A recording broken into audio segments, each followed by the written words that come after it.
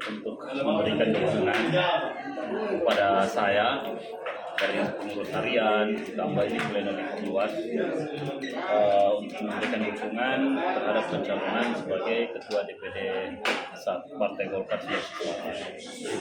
Sudah dilakukan oleh teman-teman di kepengurusan Partai Golkar Kota Makassar, menyusul apa yang telah dilakukan teman-teman yang ada di Kabupaten Pagalan.